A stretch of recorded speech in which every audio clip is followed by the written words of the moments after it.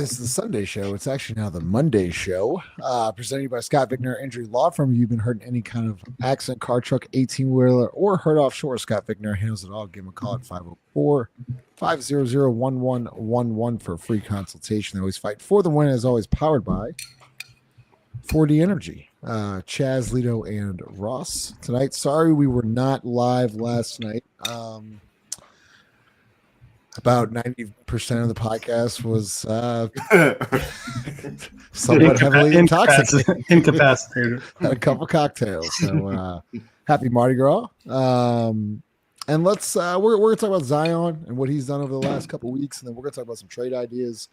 Obviously about what Devin Booker and Lamelo Ball, and what the Suns are gonna do. The Suns are in trouble. But how are y'all doing? Chaz, what's going on, man? How are you?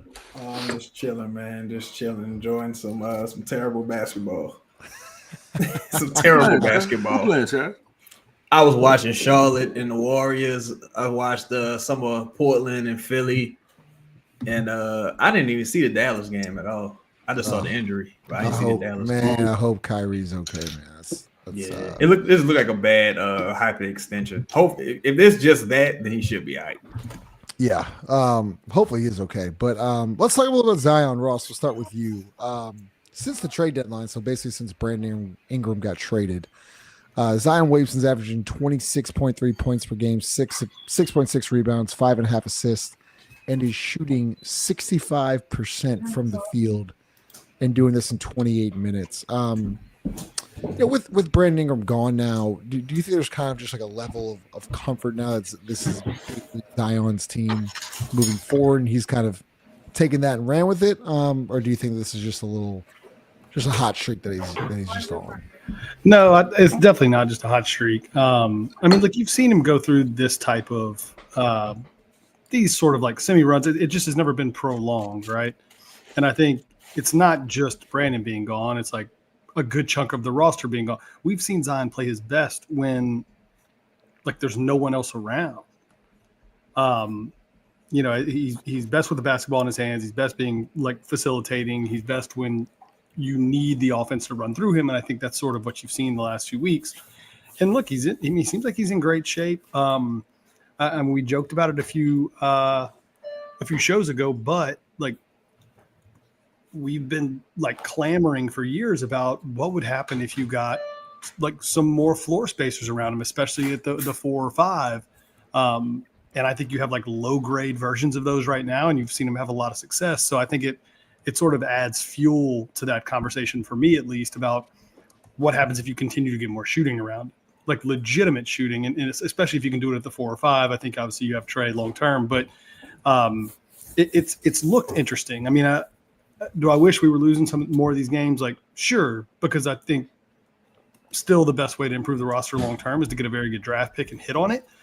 But it is nice to see like some of the things that we've been interested in sort of like come to fruition as like, hey, that could work. Like if you get good versions of these things, it could still work.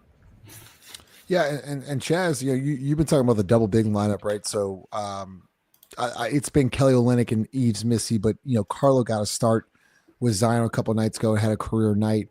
Olynyk last night, and this is being surrounded by Zion. Olynyk 10 of 14 from the field, 26 points. Carlo had a 20-point performance. Is this something that the Pelicans can build off here? Where and you've been saying this for years now, where like Zion ain't no 4 or 5. He's a 3, or you're basically you're 1. Is this something that the Pelicans can take and move forward into the off season and build upon this?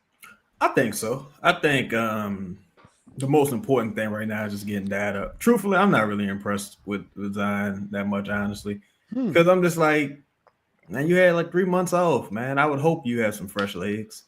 So at least he's showing up to work. Fuck, it is what it is. But you need as much data on this as possible. I think right now it's yielding good results. If you can improve either one of those positions, be it the 5 or the 4, I think you can maybe take it even to another level, because you already know like Zion isn't the greatest rebounder. It's just not a skill set he possesses necessarily. So just take that off of his plate. Eves isn't like a strong rim defender. So you would hope that maybe you improve that position or you improve at the 4. You just got to get some rim defense there. I think they're one of the top rebounding teams since the All-Star break, if I'm not mistaken. So that's where you see the two big lineup yielding some results. Trey's been good at rebounding. Zion has stepped it up a bit. And so all in all, I like what I'm seeing with two big lineup. I hope they continue it moving forward. I think it was a good adjustment. Yeah, I mean, we got to talk about the efficiency too, right, Lito? I mean, Zion in the month of February shot 62% from the field. Obviously, last night against Utah goes 11-18 from the field. But the one thing that I've noticed, and you and Chaz have talked about a lot, is this post up Zion versus Zion, the point guard, right? And Chaz brought up a really good point, but I want to hear your thoughts.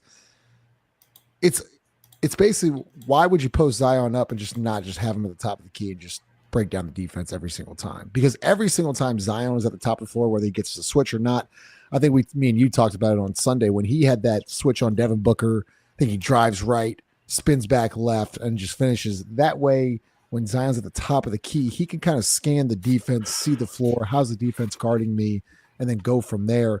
Is that something that the Pelicans can finally lean on, not only in the end of this year, but into next year? Because you're going to have to talk about sooner or later DeJounte Murray coming back and how that's going to work out. And I thought Chaz actually has a really interesting trade proposal, what we're going to talk about here in the offseason. But moving forward, can you just lean into point Zion and that just be your offense? No. Why? Because from what I'm watching, like whenever Zion's at the top of the key and he's got, like, you're going to get a good shot, in my opinion. So why would you lean into that more? I mean, I think you could do it in spurts. Like, I don't want 4 quarters of just point Zion. I don't think that works, and I think eventually the efficiency of it will go away. I think you have to, like, if it's gonna be point Zion, maybe trade, setting a pick for him, or something like that, something of that nature, involving shooters spreading out, then maybe. But 4 quarters of it, no. I think you do it in spurts. I think, there's a lot of time in a quarter. Like, you can do these things. Like, it doesn't have to be first quarter, fourth quarter. It could be, maybe we run it, 5 times in the first quarter, and in the second quarter, maybe we run, what I'm saying? Like, you could differentiate in it. I still hate the post ups though. I don't want to see him post up. I think the post ups could be matchup dependent. Right. If you have like a mismatch, you exploit that. But to Sean's point here, so Sean, shout out to you, Sean. But Sean says really not a fan of posting Zion because his offense out of post ups are trash, but he might see his most double teams while posting up. He does, for sure. That's a fact. That's a fact. I mean, that's usually what happens when you throw the ball into the post, right? like it's easy to double. Yeah. Like you literally are. You can't see the other side of the floor. You can see what's in front of you. The other part of it is, like, he's not tall enough to pass out of some of these mismatches. He's not tall enough to do that. So I think Five said this last pod or one of the other pods we were on. The mid elbow though, I'm fine with that.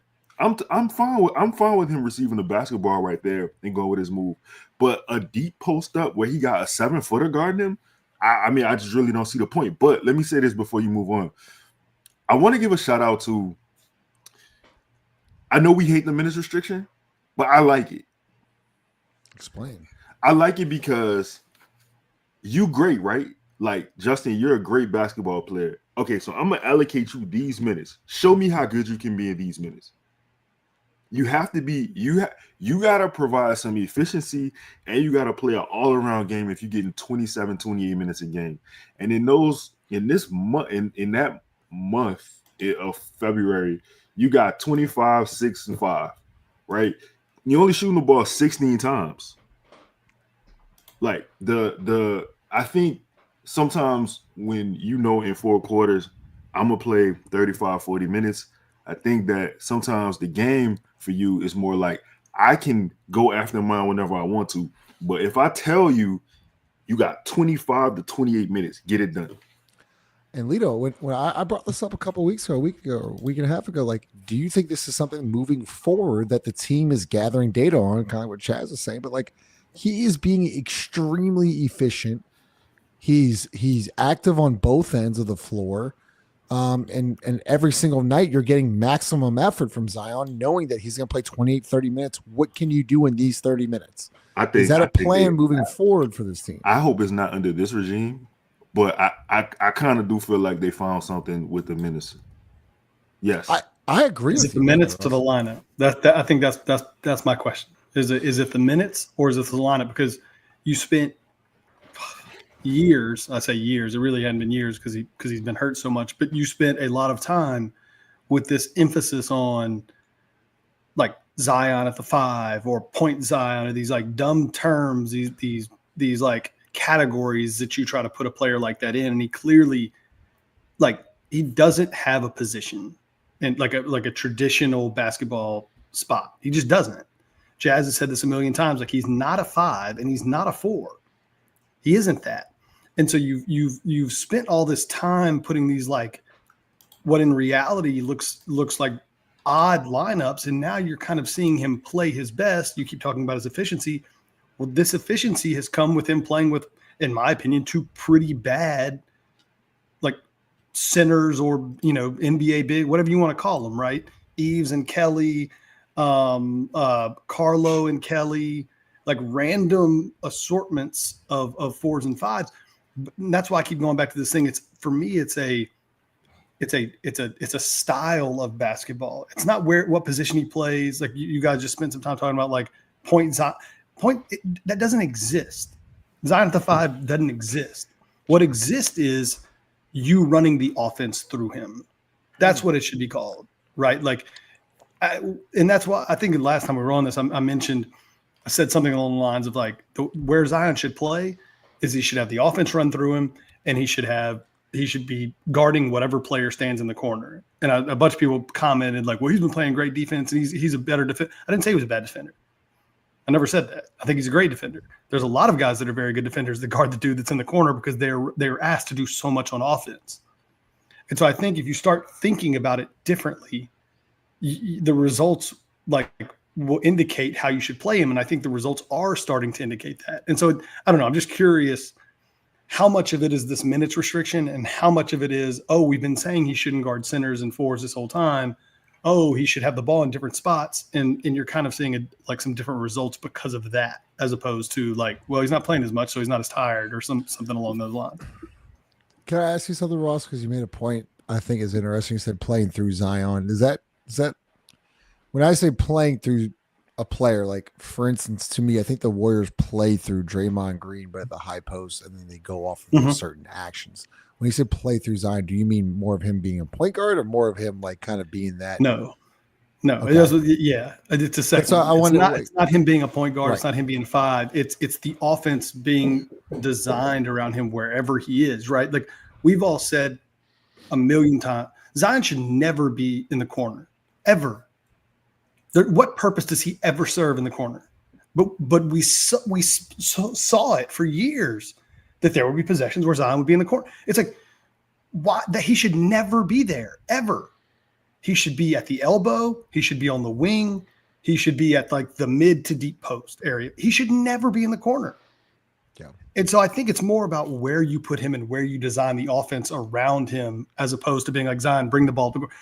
We say point Zion as if like we're going to inbound him the ball, let him walk it up the court, put his hand up, call some weird play. And like, he's obviously not going to ever do that.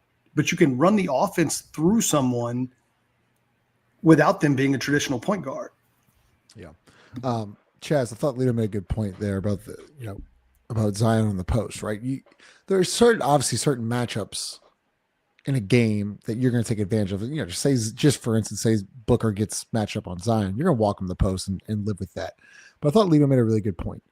When you put Zion on the post, especially against a big, in order to pass out of that, he does not have the height in order to make those, over like the Jokic's of the world. Like that's what you think of, right? When you go double Jokic, like you're dead because Jokic can just, pinpoint, like just like Embiid, LeBron, et cetera, all the greats. But when they do that with Zion, it doesn't make much sense. So like when he is in the post, what do you see like that is not exactly working with Zion in the post, or is it just because he's not a post player? Zion's a face-up player. So like maybe what I'm saying is like, could he catch, as you're saying, deep post and then face up like a Melo? I mean, he's done some spin arounds, but yet and still, Zion is a face-up downhill player. Yeah. I think even if I don't want Zion in the post, if Isaiah Thomas is guarding him, like because as soon as he spins over the left shoulder, here comes the double team. He's the most blocked player in the NBA. Yeah, he can spin and go baseline on a quick move, but it's still not going to be spin hook shot, spin fadeaway. That's just not what he's doing. He's always spinning just to face the basket and attack downhill. So I just think it's pointless doing it. It's a waste of possessions. It's a really turnover prone brand of basketball with him because like he has good hands, but when he's doing that, you got about 6 hands in the post guarding him. The ball gets deflected a lot. He's not going to get the calls. Like, no one's going to give him a benefit of the doubt. It's just Zion. The closer you get Zion to the basket, the start of possession, the less likelihood of you scoring is. I feel like Zion far away. I feel like if 2 seconds left on the clock and Zion is at half court, he has a chance to score. If Zion is super close to the basket, I don't think he realistically has a chance to score most of the time. That's just my opinion. And I couldn't agree more, Chaz. And I'm glad you alluded to the free throw part of it because he's going to pick up way more free throw opportunities because he's a face-up player playing downhill. Right? Like look at who shoots the most free throws in the league. It ain't a bunch of centers. Yeah. It's Shea, like a mile ahead of everybody. Crafty. Trae Young. Devin Booker, I think, is in the top 5. Brunson, those like, I mean, those are some of those are traditional point guards or more traditional, but like Anthony Edwards, Tatum, these are face up, downhill. Even Giannis, I would consider Giannis like a face up 4 or 5, and so the more he gets to play downhill, the contact happens at different spots. Like a center, you dump it down into the post, like, well, the referee's assuming contact, right? Like, because there's no movement. The ball is for the most part still. When you're playing downhill, it's easier to see contact. You can extend the basketball, like you're going up through player. It's just a totally different style. Hey, go ahead, Leo. Sorry. I was just gonna say you made a point about Melo. Carmelo. Carmelo. I want to hold up. Yeah. No, I was talking Carmelo. to a kid earlier, one of my players. I said Melo, and he said LaMelo Ball, and I was offended. Yeah, they're disrespectful. It was Carmelo. This is who I'm talking about. Carmelo Anthony's the real Melo. Go ahead. The erasure of history is crazy. Unbelievable. But anyway, you was talking about the only Melo in my life that I'm gonna call Melo, right? Yeah. And you said post up like Carmelo. The problem is Zion doesn't have that type of footwork. Not even close. He doesn't have a reverse pivot. Melo, for one, has a jab step cross, but the thing is, Zion not gonna shoot it. You know what I'm saying? Like, all of the tools that Melo would have would lead to a shot. I mean, young Melo would definitely he would go to the rack, but like, right. Once Zion spins off the pivot, what does he do? Yeah, like you're at a dead end. But I was it's funny y'all talking about this because there was a quote, maybe it was after one of the games recently. Zion said when a defender drops, he's like, I actually like when a defender drops because it gives me a runway to just attack.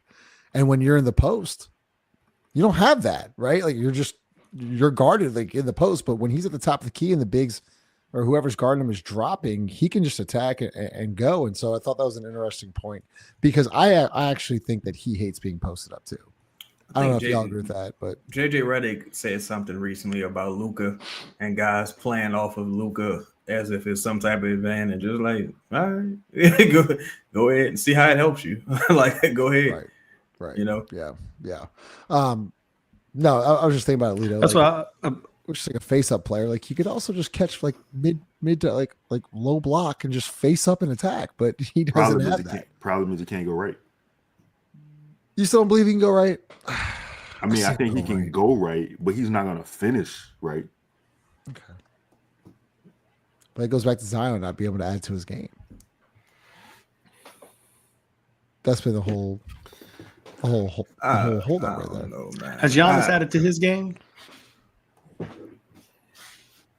I would say Giannis's probably game has probably regressed because he doesn't have the jump shot he came to the NBA with. His form's totally different.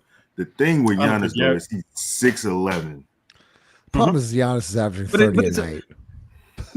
I know, but I mean, but the question for that style of player, like it's a fair question. Like, has he added anything to his off? Not physically.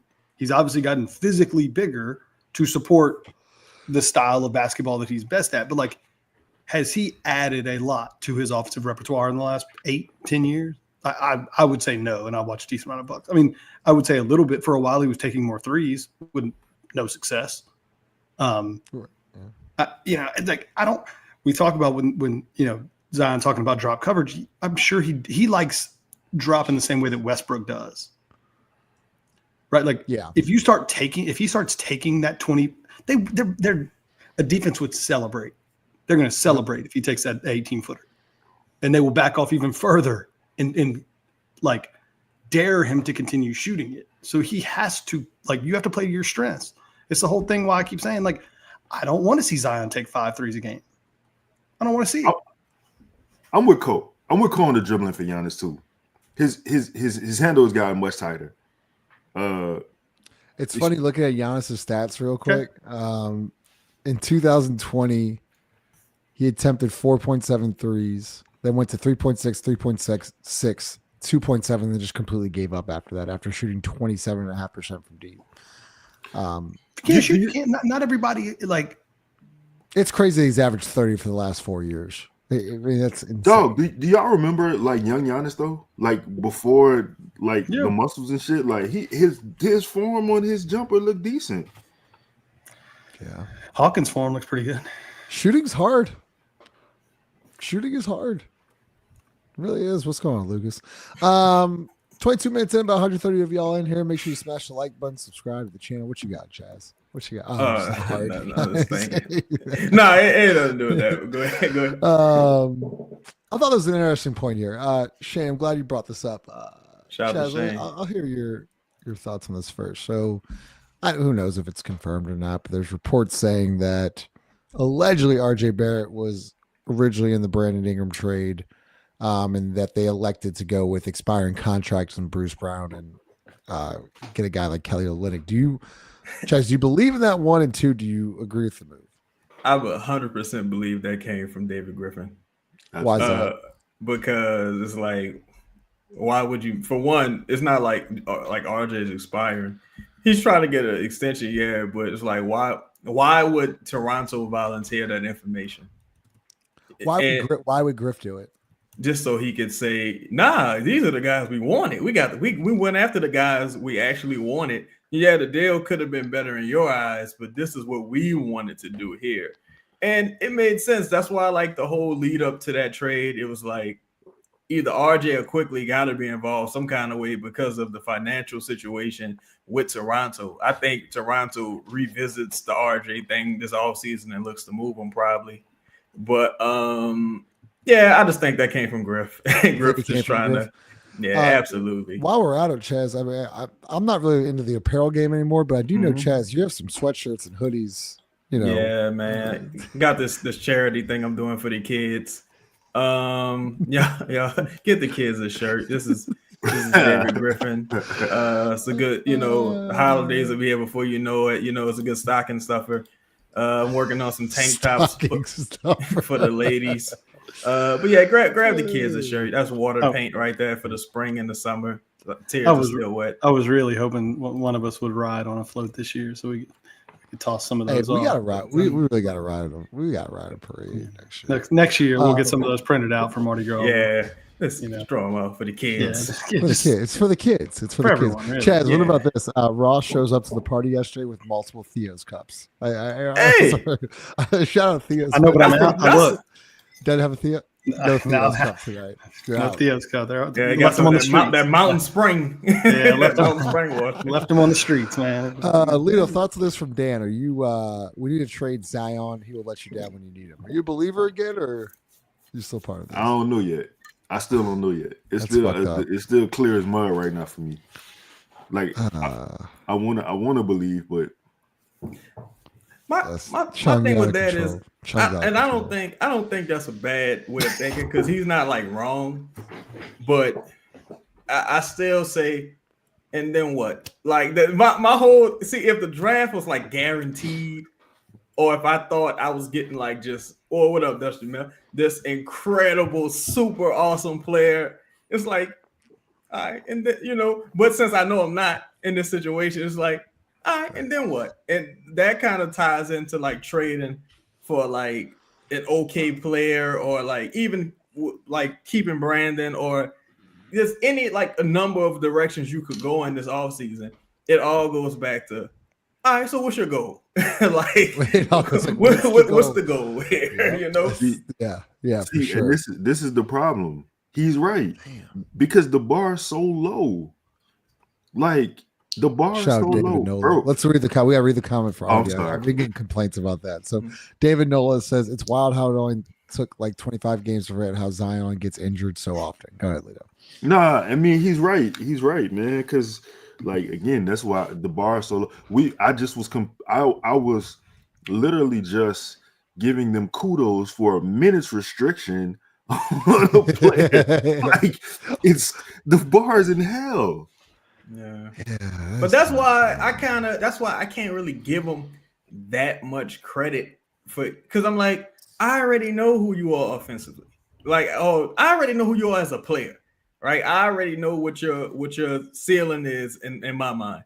Yeah, like sometimes he does some things you're like, wow, that's incredibly impressive, and he'll surprise you here and there. But for the most part, it's like, nah, I kind of know what tier of player you belong in. You're just never available. So the fact that you're never available is the reason why you're here today saying like, all right, well, if it all goes right, they can do this, this, and this. And it's like, whereas you should have some of this data already as far as, certain things like, but you just hope for the best. And look, while that's true, this statement is true.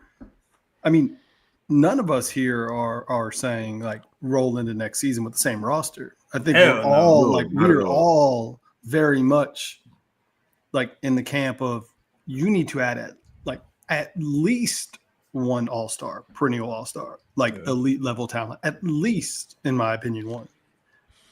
Oh yeah, we're gonna get to that. Or else because I'll tell you right now, me and Chaz both posted something today on X, and we one was about Lamelo, one was about Booker, and a lot of people asked what would it take to land one of these guys, and I was like, you're not gonna like the fucking answer, so make sure you tune in. We're about to talk about that here. Of course, you gotta make sure you smash the like button. I'm gonna get through some of y'all's comments, and then we'll get to that. Ego trip.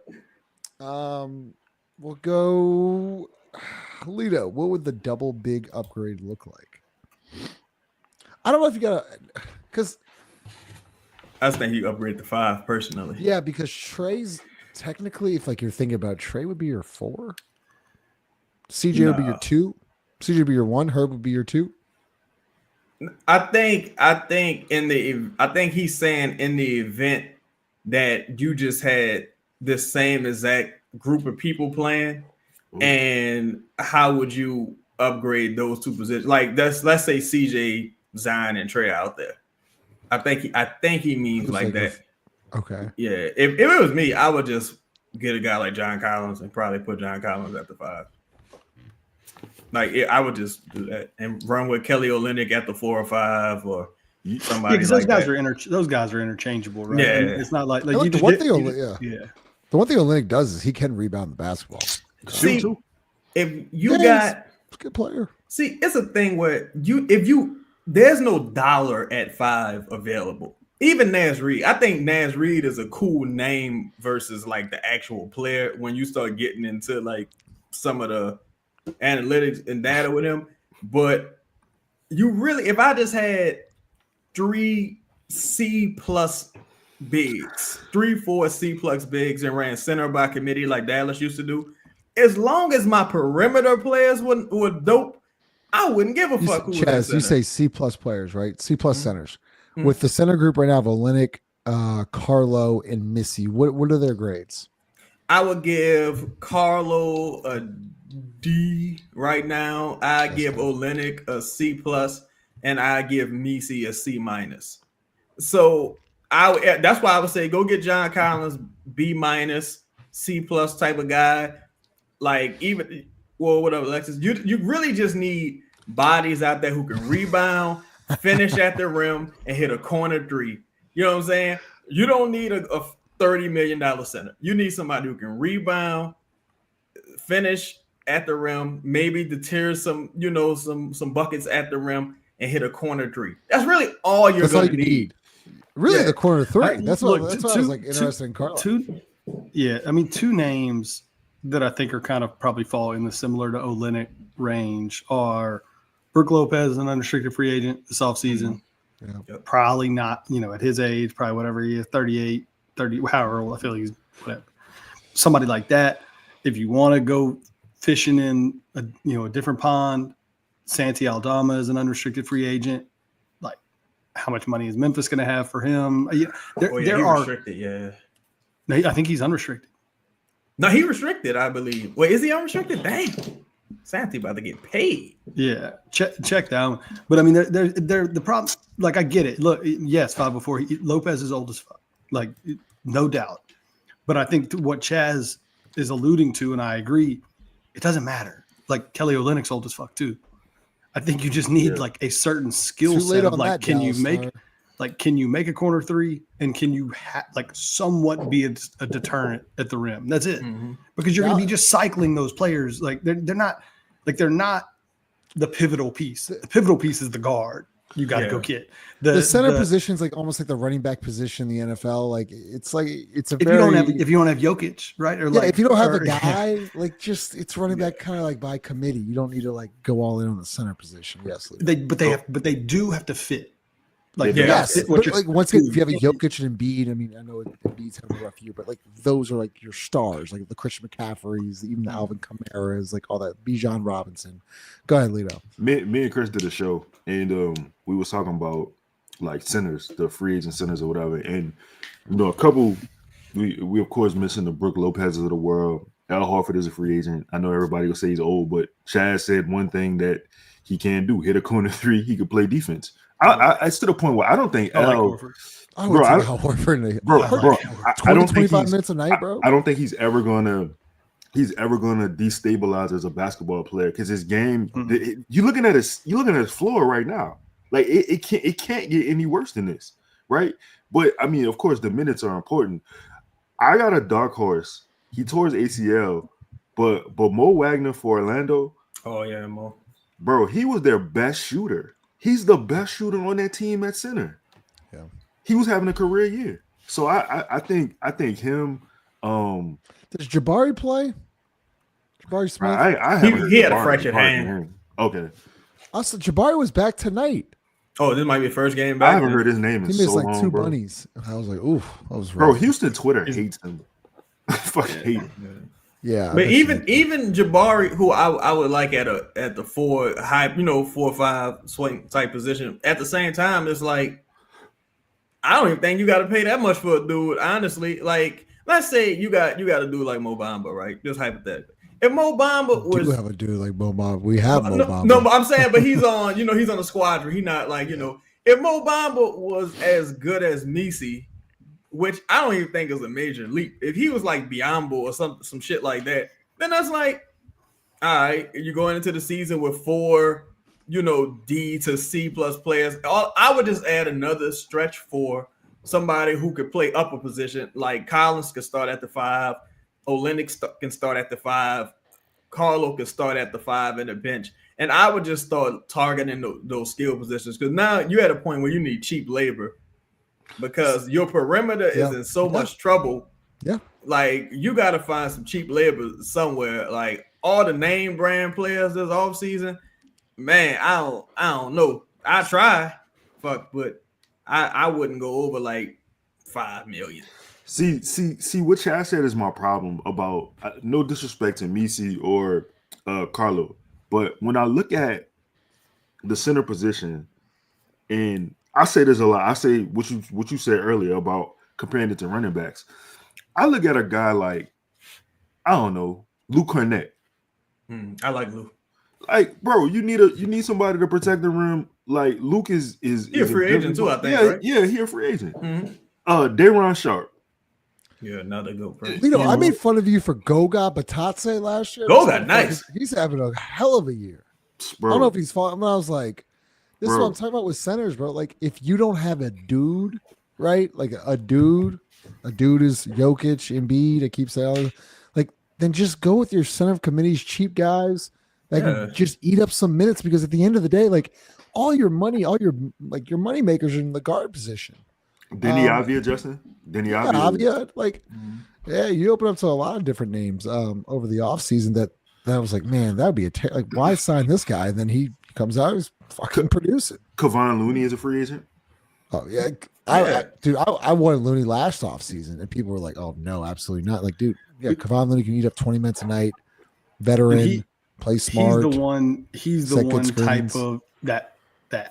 Like, he's not going to be the shooter like the Brook Lopez, some of these other guys we talked about that maybe can go stand in the corner and help you on that end, but he can screen, which in a lot of ways. Lito at the 5. You see any highlights? I'd rather Frank. I'd rather go with Frank. Yeah, I'd rather Frank. Yeah, okay. I think I'd probably rather Frank. But look, I think Lito coming off the bench behind a Frank from UNO, and you got, that's the type of rotation. That's the type of poo-poo platter. That's the C+ you're talking about, Lito, right?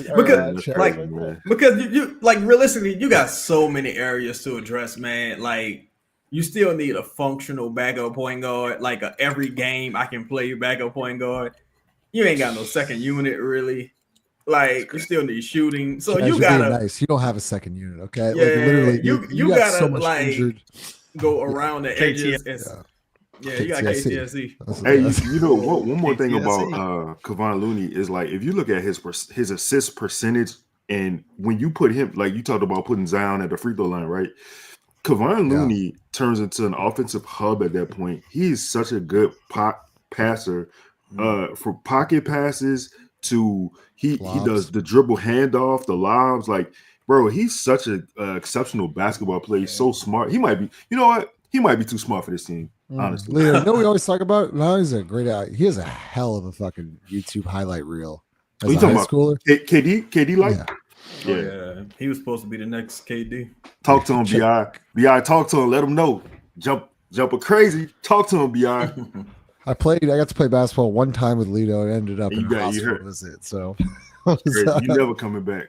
No, I'm never going back to UNO. I'm never going back to UNO. I'll go back and play. Go ahead. Like, I wouldn't mind you find another project, type player in the second round. You don't got no second round pick. But if you find a way back into the draft and you want to get another guy, because sometimes, again, the center right now, especially with those athletic bigs, it's like one of the easiest, like, transitional positions to learn. Like, I just need you to rebound, play hard, and, like, just throw the ball. Like, it's something you can fill that void relatively easy. Yes. Now that you got an Olynyk. Olynyk is just too expensive. That's the problem. If Olynyk was at like $6 million, you'd be like, oh, this is awesome. And younger. If he was even young, or even at this age, right? Because this team together probably only got about 2-3 years. So, like, even Olynyk at this age, it's like, if he was cheaper, it would allow you to do more things. But the fact that he ain't, somebody say Brandon Clark. Brandon Clark wouldn't be a bad addition if, somebody like that.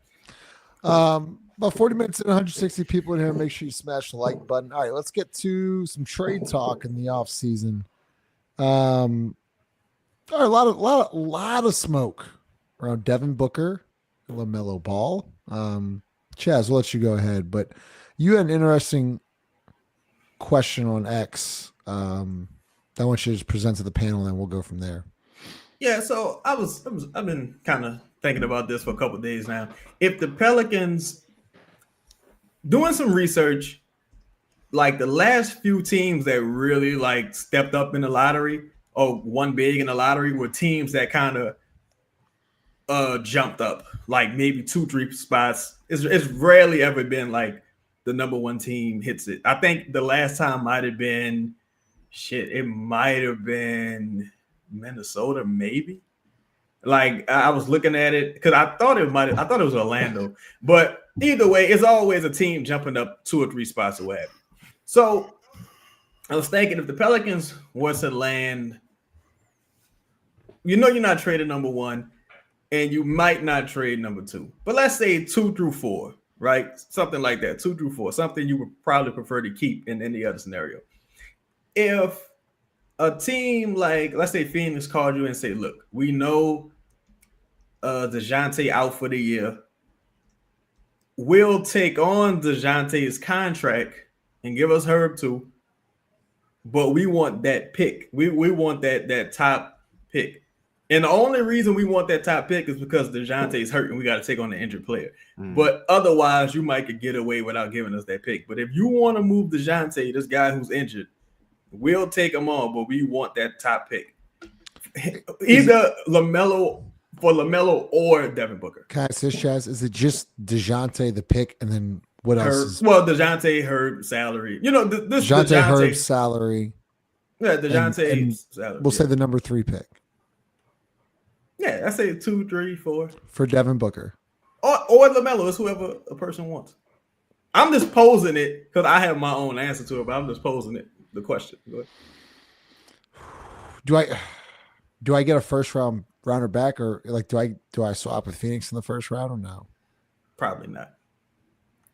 You're giving them a player with a ruptured Achilles, so no, I know. I hear you. I like Devin Booker. I trust me. No, I'm just not just Devin Booker. It could be I anybody. understand. Devin or Lamelo, I like Devin way better than Lamelo, but I haven't seen a lot of Lamelo ball. But I would do that for Book. I would. Okay. As much as I hate to say it, I would. For you say it for Booker? Yeah. No for Lamelo? Y'all in the Hornet You like City? Lamelo? You like Lamelo? Bro. Well, yes. I'm holding my answer. Go ahead. Hostage. We'll go ahead. No. Yeah. Ross looked like you went. Go ahead, Ross. It's let me lay out the trade again. I need another player. It's DeJounte, Hawkins, and Herb plus that number 2, 3, or 4 pick. Wait, let me straight. And DeJounte, Hawkins, and Herb, and I keep CJ. Yeah, and you keep CJ. You give up number 3. Yeah. So I'll probably go into the season. That's it. 2 or 3. So I probably go into the season. But I'm saying Booker. no. Oh yeah, you might maybe one. Let's say one future swap. Let's just say a future swap. So you go with Booker, CJ, Zion, Trey. Well, wait. You don't know if CJ's still gonna be here. I'm just saying you might still can move CJ. I'm just saying as it stands. Let's say you got the ability to move CJ, and it matters less what you get back now. Because you got 2 players that probably wasn't going to play, and 1 player that don't matter if he plays as much, being Hawkins, no, respectfully. But so I'll give you my answer. Maybe it'll make this easy. For me, I look at it as like when I'm thinking about trades like this, I throw out the things that I think are like very easily replaceable. Even if I like the players, I throw them out. So for me, Hawk and Herb, I'm not including in my like big picture of this. So with that, DeJounte and a first for Booker, like I mean that's how I would think about it because I think I can go replace Herb's skill set, somewhat like easily. I mean, good player, sure, but like I think I can go find a veteran, like a 4-year college guy. I think you can replace that skill set. Yeah. And I don't think Hawkins is any good. Like if I could just get him off the team for free, that'd be great. So for me, that deal is the 3rd pick and DeJounte for Booker. Like, yay. That to me is a no-brainer. Or for LaMelo. Okay. So you would do it for LaMelo or DeJounte. I mean LaMelo or Devin Booker. Oh yeah. Okay. I think I like LaMelo. LaMelo's always hurt. So is Zion. So is everyone. The whole league's hurt. I throw that. Yeah, who cares? Like I don't throw that out the window. Like other than I don't Jokic, know. everybody's always hurt all the I time. really don't like LaMelo Ball's game, Bro. over here. I don't like him either, and I wouldn't trade him if Griff and if Griff. God, there's no way Willie will still be here, but if it's Griff and Willie, I need Booker because I need somebody that's self-motivated, can do all the other stuff. I can't like somebody like LaMelo. I wouldn't trust with those other guys. I mean, he's shooting 11 3-point attempts and shooting at a 33% clip. He shoots 11 threes a night at a 33% clip. The more you shoot, the less No, the number. I understand, Chaz. But But still, to me, those are turnovers. To Yeah, me, they're over there clowning. like, that's at least 6 turnovers a night just by shooting, and then he averages 3.5. So he's averaging double-digit turnovers every night. That's just what I see. He's a highlight factor, Justin. He's a what? He's a highlight factor. Does that mean he wins? Does he win? Because every year I look at this highlight, he doesn't win. Does New Orleans win? They won 49 games last year. It's in the fucking banners hanging up in the What did Smoothie that King do Center. for you? Well, maybe they won. The problem is they won more than they lost. The problem LaMelo is doesn't win. Yeah, but like who's bro? That's so unfair. That's not fair, Justin. Yeah, that's not fair at all. That's not fair. That's not fair at That's all. so unfair, bro. Like, hey, okay. No, here's the thing. All right, Justin, can you name how many people can you name on the Hornets last year? Oh, last year? 2 years, please. 2 years ago, because you should be able to name some Gordon from Hayward. last year. Gordon Hayward was there. A couple years ago, sure. LaMelo, Devontae Graham. There's an assistant coach here that He you was can here. ask about. What's his LaMelo. name? Graham was here. Graham was here 2 years ago. Cody Zeller was definitely there a couple years ago. Cody Zeller was here 2 years ago. There's an assistant coach here you can ask about LaMelo and ask him how good LaMelo is. Right? Listen. yeah. As far as the question to answering Chaz's question, either or for me. I would prefer either or, but it depends what the roster is and who's coaching. Because Willie and LaMelo not gonna work. Oh no, Willie and Booker wouldn't work. Willie, Borrego would work with both of them, but Willie wouldn't work with either of them. I mean, I think a lot of what we trading is replaceable. To be honest, I'm not so caught. I know, everybody loves. I don't even want to say his name, but everybody loves him, and we love him too. But it's just the fact that, like, I mean, when you're talking about second round draft picks, LaMelo is, for whatever you want to say about him, he's a talent with the basketball. Like he's a talent. Damn, Speaking of talent, we got Blue Jays. It was good, fellas. Yeah, bring out the ukulele. Man, one player you like to Zion to work with this offseason. My pick is Blake Griffin. Both first round picks, limited offensive games to start the careers before maturing. Well, one person I'd like Zion to learn from is this guy. I think what you do, you take a bunch of socks, right? I learned this during my young criminal years. You take a bunch of socks, right? you get some batteries. It don't matter what size of battery. You put the batteries in the sock, right? And you give Zion the talk.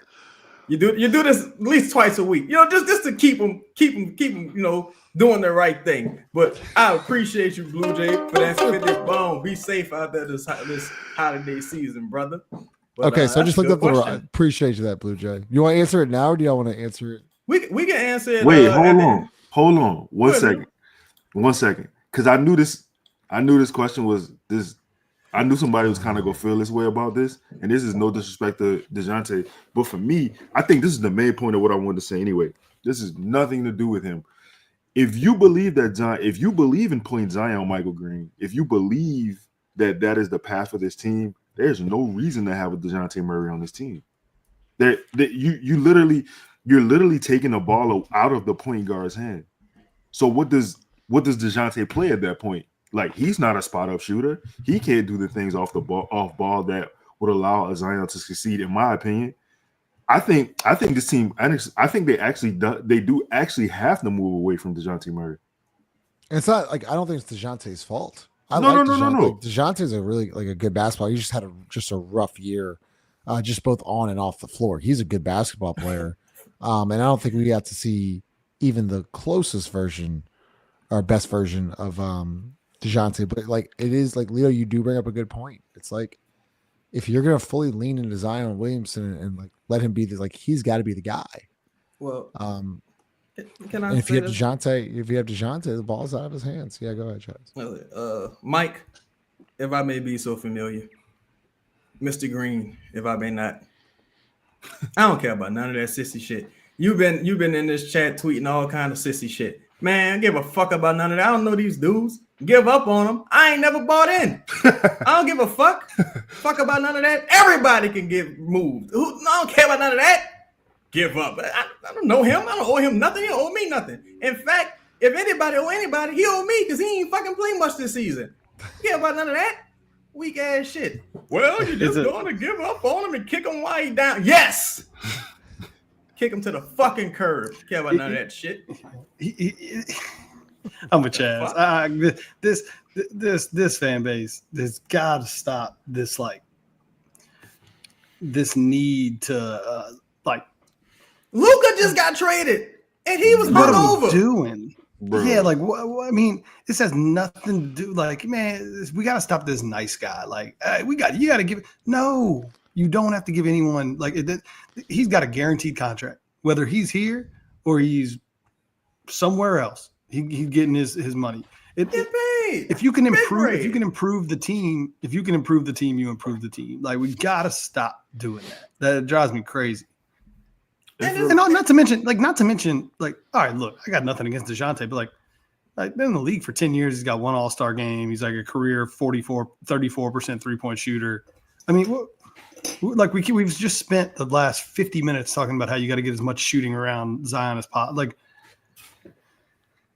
I like DeJounte a lot. I've wanted DeJounte on the team for a while. They did it. Shit didn't work out. Sometimes shit just don't work out. So it didn't work out. If you can find a way to pivot, cool. If you can't and he's still on the team, cool. I ain't gonna really trip about it. But at the same time, I'm willing to move almost anybody sans two players on this roster. I bring up this point all the time, Ross. Me being a Red Sox fan my whole life, Nomar Garciaparra was the Luka Doncic of being a Mavs fan. Like Nomar and the Red Sox in Boston was everything. When he got traded, it was devastating. I was 12 years old. It was absolutely devastating. But they fucking won a World Series, and then they won 3 more after that. And they reversed this whole curse. What I'm just trying to say is that everybody is movable. If you have the chance to go get a Devin Booker or even a LaMelo Ball, who I don't necessarily really like, but a name that can make you better, you got to go get him. We had people saying that we couldn't trade Brandon Ingram for Kevin Durant. Literally people were full of, no, Brandon Ingram for Kevin Durant? Guys, come on. Your thing is, my bad. I agree with everybody on the panel about LaMelo. My answer is for Devin Booker, if the pick is third, I probably do it. Third or fourth, I probably do it. If it's second, I'm probably still saying no. Maybe, right? But to that deal, even if they was taking DeJounte. But for LaMelo, now it gets a little interesting because I watch a lot of LaMelo, and I feel like LaMelo will be a really fun and awesome player. I just feel like this team just would never really. You're not a contender necessarily, but you're a fun team to watch. But you're not a contender. It's an entertaining team, but you're not a contender, and that's where it kind of goes for me. But man, we might be underestimating. Do I think that DeJounte could come back? Yeah, because based on how he plays, that Achilles injury not going to be a major deal because he's not this explosive athlete anyway. I heard he's rehabbing hard too. Yeah, that's dope. I heard that tonight actually. So listen again. My thing with DeJounte, bro. I have the utmost respect for DeJounte. He a hard worker, bro. He played the game the right way. He does everything that you would ask of a floor general. My only issue is he not dynamic enough to me. Chaz talked about his lack of explosion in that position. I'm looking at a Darius Garland. I'm looking at those type of players when I think of a lead guard right now for the NBA. The model, and this is not, I do not mean this to be disrespectful. The model of DeJounte Murray and a point guard as a point guard for your team is based on a point guard from a previous era. Like currently, now when I say era, I don't mean era, but like the last good model of point guard that came out, right? Like that's what his game is based off. Right now, you looking at these new guards, like they getting 17 assists and they dropping 50. Oh man. They're doing a lot.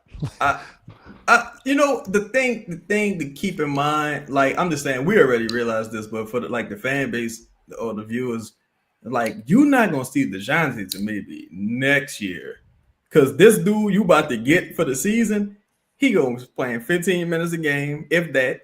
I'm about to say, like, how long? You say you get him back. How long do you get until he's like actually right? You have a mental thing. That's what about. Like, there's a lot what Chaz. that goes that's on. what Chaz means when he says next year. He doesn't. Yeah, mean I mean basketball like, season. I mean like 2026. Yeah, 2026. Yeah, you're not gonna see like, and God forbid, there's any type of like setbacks or anything. I just think you're not gonna see this guy to follow like Chaz, boys say to maybe next February. But Chaz, that's you thinking as you know future stuff and reason why about all this trade stuff. It's not like we like don't like DeJounte. It's the fact is that he might not play till literally 2026. You need to get a fucking point guard, or you need to get a couple other players. Yeah, because who knows about Herb too? Who knows? I think of those players we talked about, those two. I think both are available. I think Lamelo is more available. Yeah, because like just looking at everything, like Brandon Miller's hurt. Lamelo, you already got this big contract, and you probably sick of seeing Lamelo. Honestly, if you that ownership, you're like, I'm tired of this fucking dude because he's been playing almost this entire time. Like he's missed like a couple weeks here and there, but he's been playing a lot, and he that's like my biggest issue with him. I think these last 3 years he's averaging like 30 games a season. 36 in 2022, 36 in 2022, 22 last year, 37 this year. I just mean this year. Like when you seeing him, you like, he got some explosive, dynamic moments. But when you watch him every game, it's like, ooh, I don't know. I don't think he plays hard. He's very like Booker's like a professional, man. I know like Devin Booker's going to show up to work every single night. He's going to be a hard worker. He's going to be a leader. Like that story of him and what the fuck? What's it, Mike? What's the coach's name? Budenholzer, whatever. You heard what Budenholzer said? Definitely the wrong pronunciation. He said, "Tone it down, Devin Booker." Where he's trying to lead the team, like trying to get me fired around this bitch. But let me ask y'all this, because this is the real question, right? Because I'm sure all of our goals, playoff championship, we want to contend, right? Do y'all think Devin Booker or LaMelo, because individually neither one has ever really done anything major? Do y'all think either Devin one Booker's of those? made the finals. Devin Booker's Yeah, well, I say individually. He wasn't like the face of that team. That was more Chris Paul, right? So individually, do y'all think that either one really propels you, or do you think you kind of just at a similar point? Bro, I think Devin Booker makes you better. Okay. I personally think Devin Booker makes you way more better than LaMelo. Okay. I agree. I agree with that. Okay. I mean, he's still only 28 years old. I wish the shooting I wish his shooting had like made the jump. Like I wish he's at 35%. No, Booker. Booker was supposed to be a dead eye. Like he's like a sniper from beyond. He's become a better scorer than I think people thought he would be. Like he's averaged 26 or more. He's averaged 26 or more in 7 straight seasons. Can play off ball, can play the point. Yeah, but I wish he had become just a more dead eye knockdown shooter than you know. One of the things, and I agree with you, Ross, because when you watched him play at Kentucky, that's what he was. I didn't realize he had the scoring gravity that he did, as far as like going from like all these different spots on the floor. But the one thing that I truly appreciate about his game, he knows how to play with talent. Mm-hmm. Oh yeah, he can play with anybody. Yeah. I want do y'all, because the reason why I think about it, so like I hesitate a little bit if it's the number 2 pick, is because I'm like, I really only think this Zion shit is about another year or 2, 3 at the most. I think Even with Trey, Chaz. I think the Trey thing is only another couple years, honestly, until he starts like, all right, I'm out of here. Yeah. That's why, like, I'm not that. Go ahead. Sorry, I didn't mean to cut you off. I think because I think it's an interesting comment. You just bring up Lamelo or Booker. Is there anybody else that you would make those trades realistically available? Probably not. I mean, if that's because my whole point is if they're realistically available. I'm not trading for. I don't want KD. Period. No. But no, someone's gonna overpay for KD. Yeah, I mean, if you feel like you're a KD away, then I get it. But nah, because nobody else really available. Like I just make the pick at that point. Like true. Yeah, because I'm trying to think of other guards that would be available. Because it has to be a perimeter player at this point. Yeah, but I'd probably take a pick. I truly do think just the topic we was texting about earlier. I truly do think that Houston is in the market for both of those players. Though, like, I don't think it's one or the other with them. I think Houston's gonna make a move for sure. Yeah, I think it's gonna be for both players. For who? Book and I think that's if I read what Chad sent. If I read it right, it seems like they're going after both. How can they make? I think they're gonna go. I think they're gonna try to get KD, just because they tried already. Because they tried to get Michael. Who they give up for KD? Who they give up? Yeah. Phoenix. It's all about the picks. Who's Houston giving up? Who does Houston give up? Yeah, it's mainly about the picks. Like and that's why to me, if you giving up KD, you giving up Booker too, because the only reason you really want the picks back is so you can tank. Right. And Bill don't really matter. You keep him at this point. But I don't know who. You can't see him giving up Sengun, Chaz? Nah. Me either. I think the I can't see him giving up Green either. No. I don't think just because them deals so good. Yeah, I think it's more you give them a bunch of picks and they're one of the few teams that can match the salary because they can pick up the team option on Van Vliet. And that's 44 million. That's really the bigger is there's just not that many. I mean, Kevin Durant's making 54 million bucks next year or whatever it is. Like they're and so they and then who's the other one, the wing, the annoying wing that makes like 24. Dylan Brooks. Yeah, he's overpaid, but in this situation between Van Vliet and Dylan Brooks, you've got like 65, 70 million, whatever it is, plus you have Phoenix's pick. So then it's like, well, hey. Oh shit! I just thought about it too. Phoenix is a second apron team, so they couldn't trade them. They couldn't trade KD and Booker together anyway until they would have to find somebody to take Bill first, and then they'll be able to pair them two together because they can't aggregate salary. That too. Like you're gonna get rid of Bill too. Like it's gonna be a full blow up. They could try because Bill really holding that team hostage, bro. Yeah. Like, but. I think for real. That team his problem. Yeah, I mean, fuck. Hey, y'all traded. Y'all asked me to come here. I was chilling. But I if I'm the Pelicans, I go full court press trying to get Booker. If I can't get Booker, I go full court press trying to get Lamelo. I already know it's gonna be a no, but it still would be fun to think about. Is Ja Morant. Oh yeah, hell yeah, I would call. I would.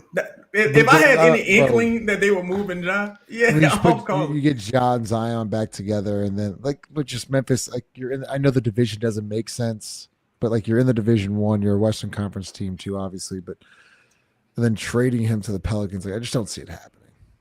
I'd love to. Oh, it's about guards to go after.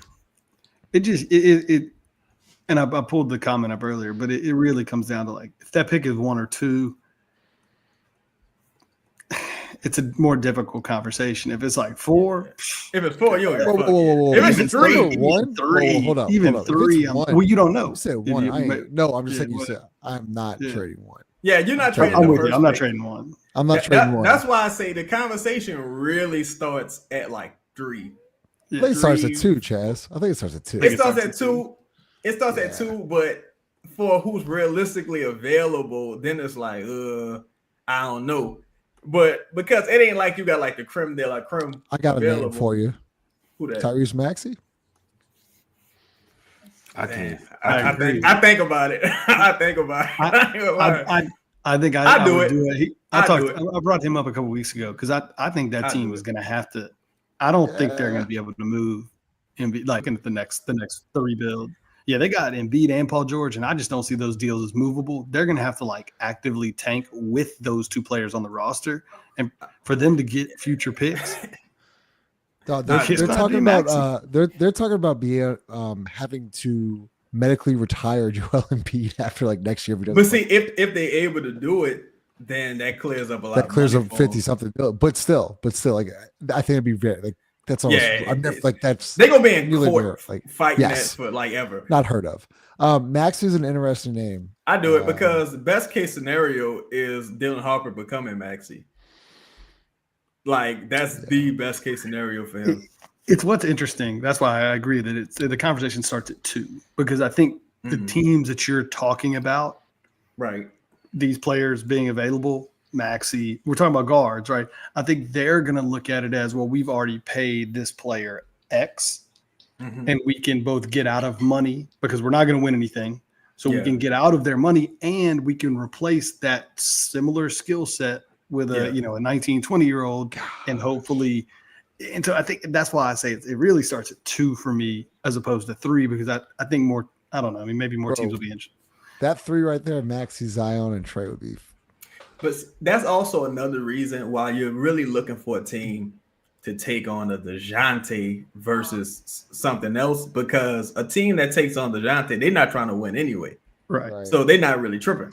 And it makes more sense for even a rebuilder to take a DeJounte because they probably look at it as an investment. Like, hey, we're not going to win anything anyway if he can come back and because he still has 3 years left on his deal. Yeah, he still got 3 years. They're probably thinking about it as like, that's cool. We will take him. Yeah, because it's not going to help with wins and losses anyway, and he might be able to rehab some value. Maybe I can get a future first for him. Once he's healthy. So it's kind of a, keep the cycle rolling. That's a good name, Justin. Yeah, I mean it's definitely an underrated name. No one's talking about it. Yo, I'm looking up hit that like button. Smash the like button. Look up Maxey stats. Maxey's nice. That's just what it is. Maxey cold. The only thing about trading for a guy like that is you get annoyed because you're like, well, fuck, we could have already drafted him. But you trading for the guy that the Sixers developed because you probably assist number is pretty low. I thought you don't need him to be, I thought his assist numbers would be a little bit higher. You don't need it because you got Zion, Trey getting assists. Right. You got Max. Yeah. You just need that dog. Like, hey, don't overthink it, Justin. Don't overthink it. No, this is not one you overthink. If you can get Maxey, bro, you get Maxey. But see, that's the fucked up part with DeJounte and Herb both being hurt. It's like that limits what you're doing at. Even if you got number 2, it kind of limits the calls you're able to make. Because it's like, what you want me to take? CJ? All right. What else you got? Hawkins? Oh, all right. What else you got? Like, it kind of, now you're getting jacked. Like, now they running your pocket. That's why when you said that deal earlier, I'm like, and I only got to give up just this one pick? Oh, yeah. One pick. I think most teams are going to ask for that top 3 pick and probably at least 2. Your pick next year, that Indy pick. But like your pick next year is not gonna mean shit. Yeah, it's not gonna be good anyway. Like if you're gonna like all in for the next 2 or 3 years, fuck it. Like, hey, maybe not. Justin, how long have I been saying the most valuable picks the Pelicans have of their own? Yeah, I've been saying that since before the Lakers. Yeah, since we started this show, I've been saying that. Yeah, I would throw Maxey in that conversation because I would definitely call. And I don't think they hang it up right away, honestly, because they looking at this, man, Paul George didn't even play tonight. Like, Paul George is like, he's another one who they could probably medically retire. Paul George and Embiid might be done. Like, they might be done. And I mean done in the sense of like, oh, we can build a contender around. Yeah, they're done. They're done. And you owe them cats $100 million combined. And you're not building no contender around no small guard. That's why even if like what's my man name? Harper, even if Harper was like the best player on your team, you still would need to supplement him with some like look at Ja. I think Ja's incredible, but it's not a small guards league right now. It's like you need a real deal perimeter play, like large pause perimeter player right now. And I don't know, man. But I definitely make that call. That's a great name you threw out there. I didn't even think about Maxey. I didn't even think about that as possible until you like explained everything with it's over for Embiid and PG. It's just over. Yeah, it's fucking over. Said my trade at number 1 for Ja. Nah. I gotta roll the dice with Cooper on that one. Let's do the super chat. We'll get a couple more questions. We'll have 10 more minutes. We'll get out of here. So smash the like button. Pretty damn good crowd for a Monday. Happy Mardi Gras. Happy Mardi Gras tomorrow. Obviously be safe. A lot of weather going on. So make sure y'all safe out there. So Blue Jay, appreciate your super chat, $50. What's good, fellas? Name one player you'd like Zion to work with this offseason. My pick would be Blake Griffin. Ludo, go ahead. Man, I mean, I think Blake got an underrated game. I saw a comment in the chat saying that Blake couldn't create shots for himself, and I don't know, man. I don't really know if you watched a lot of Blake film, especially when Chris was hurt. Man, Blake was averaging like 11 assists at one point in the playoffs.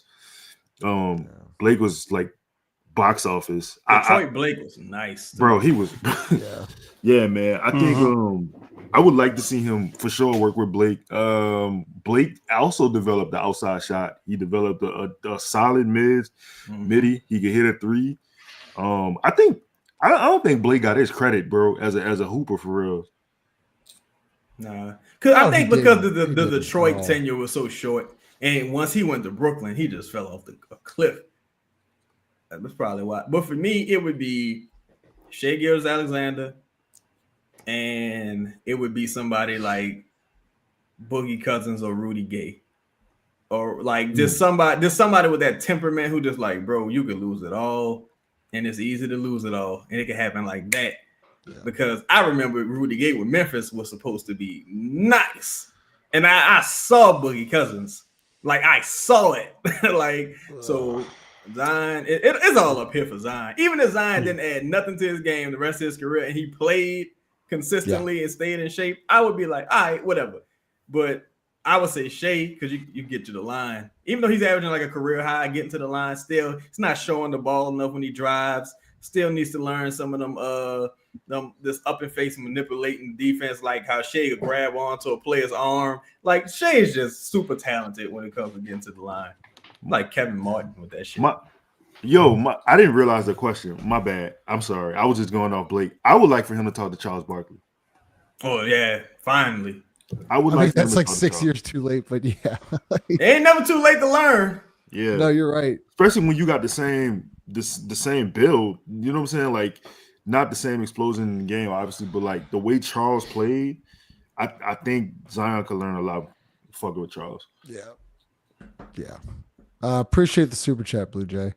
Appreciate we're in here, man. It's a really good crowd. Let's see. A couple more. Ivory Clark, don't trade the third pick. Trey Johnson's the next NBA star on a rookie contract. And go fill out the roster and get a Nas Reed instead of having Booker at $53 million. I like Trey Johnson. We talked about Ross looks disgusted. Like you can't get a Nas Reed without getting rid of Seth. Fine, if you think I'm not sure who Trey Johnson is. I don't know, but if you guys like him, that's great. But you can't go get Nas Reed without like making other moves to free up. That's true too. That's another thing I agree with Ross. It's like Nas Reed is getting about $25 million easily. Yeah, like you're not getting minimum. We need to get unless again you're going to convince me that David Griffin is going to somehow make multiple trades this offseason that frees up enough salary space to go. It's just not happening. Also, go to Land of Basketball and do this for anybody. Do the Nas Reed, the John Collins comparison. You would be shocked at what you find. Mm-hmm. Wait, I also Lala, I appreciate it. Well said. Because SGA is great. Like I just hate these foul merchants, man. It is brutal. He had like 50 tonight. Yeah.